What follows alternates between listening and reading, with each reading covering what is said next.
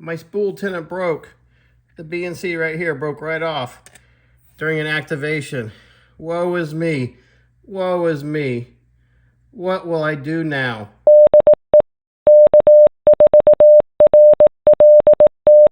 Carl here, Kilo 4, Romeo Lima X-Ray. I'm in the workshop because it's extremely too windy outside to be making this video. Yes, my SpoolTenna did break. The connector where you connect in the BNC to the unit broke off. It was a Facebook post. Rob had said to send it back to them so they could correct the issue. So I'm going to read some emails to you regarding that. I replied back to Rob at SpoolTenna. I said, from the Facebook, you asked me to send back the unit. So please provide the correct address and who I should send it to. Thank you for your quick response on Facebook. You can check out my video interview with Rob at the link you can find in the description. Rob wrote back, he says, "Hi Carl, thanks for reaching out. And yes, I remember speaking to you in Orlando. I look forward to seeing your review and your experience with the SpoolTenna." So Rob sent back the SpoolTenna, and here it is. That thing is on there really, really well. I'm not saying the other one was not, because I really don't remember, but this is the piece that broke off. I sent it back, the whole unit, and Rob replaced it with a new one. In that, he also sent a note. He says, good as new, which I really believe because SpoolTenna is a quality product. In that, he sent me 2 pins and unexpectedly a whole bag of bongo ties. That was really unbelievable. So thank you, Rob, for sending those back to me. With that, how did it break? Was it user error? Was it manufacturing error? I really don't know. But in the email, Rob goes on to say, I did happen to notice from your video you're operating with a BNC to SO239 adapter, this one right here, on the antenna. Please take special care when operating in this configuration to strain relief the coax, as it will put extra strain on the connector. We have a page dedicated to this in our owner's manual. Please see details in the attached copy. And I have that particular copy here, which I'll get to in a second. Despite all that, we are happy to replace the connector for you. Please send to my address below and I will repair and return it promptly. I'm sorry for your experience with SpoolTenna. We aim for ham radio success and of all of our customers and want your experience to be a positive one. I look forward to receiving your unit and getting it back to you quickly. Rob Bowser, KO4HUI. He is the owner of SpoolTenna. So let's go to the owner's manual, okay? And let's read a few things from the owner's manual. I believe this is on page 7 of the owner's manual. And it says here, be kind to your connection and extend their life by strain relieving your connections for both the antenna radiating element and the coax feed line. Doing so will ensure reliable operation and lengthen the service life of your equipment. Now this was probably about the 3rd or 4th time I had the SpoolTenna out that it broke. And it was actually during the Florida State Parks on the Air activation. And it actually broke off at the end of my activation when I was disassembling the unit. So when I grabbed a hold of the coax to take it off, that's when it broke off. I wasn't putting any particular pressure or anything to it. Just, you know, take the coax off. So in the owner's manual at SpoolTenna, it goes on to say, coax feed line strain relief. As a field radio antenna optimized for portable operating stations, SpoolTenna was designed to be deployed and operated on a lightweight coax feed line like RG316 or RG174. Nominal lengths of these coax and feed lines at the HF frequencies have minimal losses and provide a good balance of performance, size, weight, and portable stations.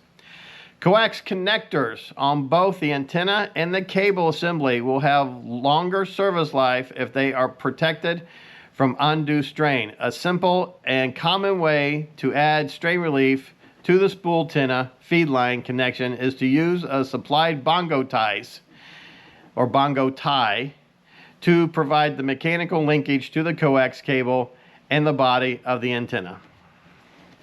So this is what Rob's talking about, this bongo tie that you put around the antenna to keep it secured for storage is the same bongo tie that you should use for strain relief on the cable. So let's go out in the field here and let's take a look on how we're going to do these strain reliefs. So let me show you how I was strain relieving the coax. I had my BNC to SO239 connector here. I would connect that to my coax RG8X, and then I would connect that to the SpoolTenna. These Velcro pieces here I would connect to what I call my mast for the 49-to-1. This mast goes up about 10 feet, and then connected to that is the antenna that goes out to another mast that's 33 feet high.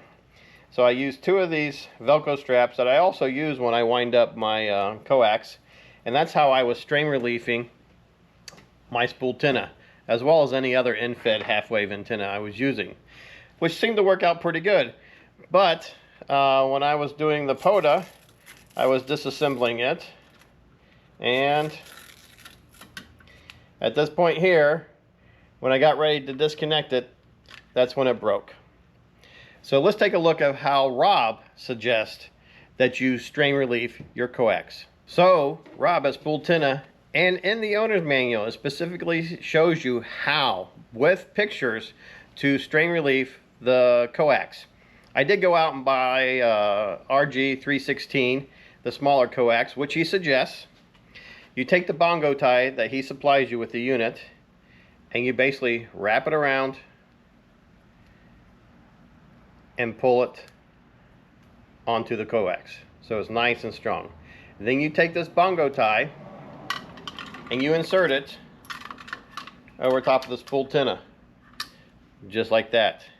So now you can make a loop and connecting your BNC connector, which is providing all the strain relief, and it's not pulling on the connector here on the SpoolTenna, and anything pulling here is actually pulling on the wrapped bongo tie on the unit. I was interested to see what other people were doing on strain relieving their SpoolTennas. There's not much out there, unfortunately, but I did find a few pictures here that you can see how other people are using their SpoolTennas out in the field.